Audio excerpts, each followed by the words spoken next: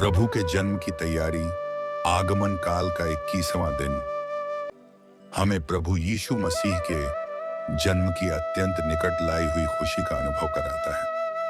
आज के पवित्र धर्म ग्रंथ हमें यह स्मरण कराते हैं कि ईश्वर इतिहास में निरंतर कार्य करता रहा है और उसकी हर प्रतिज्ञा अपने निश्चित समय पर पूर्ण होती है। निर्गमन ग्रंथ अध्याय 34 वचन 1 से 9 में प्रभु मूसा के सामने स्वयं को करुणामय, कृपालु, देर से क्रोध करने वाला और पाप क्षमा करने वाला ईश्वर प्रकट करते हैं। जकारिया का ग्रंथ अध्याय 2 अनुवाक के 7 से 13 में प्रभु अपनी प्रजा को आश्वासन देते हैं कि वह स्वयं उनके चारों ओर आग की दीवार बनकर उनकी रक्षा करेगा और उनके बीच महिमा के साथ निवास करेगा। प्रकाशना ग्रंथ अध्याय 21 वचन 1 से 7 में यही प्रतिज्ञा अपने शिखर पर पहुंचती है, जहां ईश्वर मनुष्यों के साथ सदा के लिए निवास करता है और हर आंसू पोंछ देता है। और संत मत्ती का सुसमाचार अध्याय 1 अनुवाक्य 18 से 24 इस महान योजना की पूर्ति को प्रकट करता है, यीशु मसीह का जन्म, जिनका नाम इम्मानुएल है, अर्थात ईश्वर हमारे साथ है।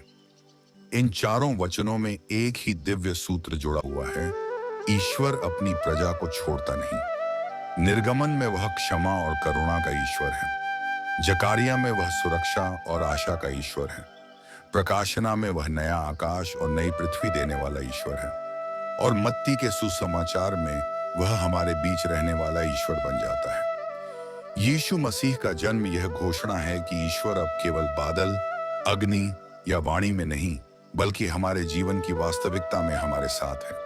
वह हमारे पाप क्षमा करता है, हमारे भय दूर करता है और हमें नई जीवन आशा प्रदान करता है। आगमन काल हमें बुलाता है कि हम अपने हृदयों को तैयार करें ताकि वे उस पवित्र निवास स्थान बन सकें जहां ईश्वर आनंद पूर्वक प्रवेश करे।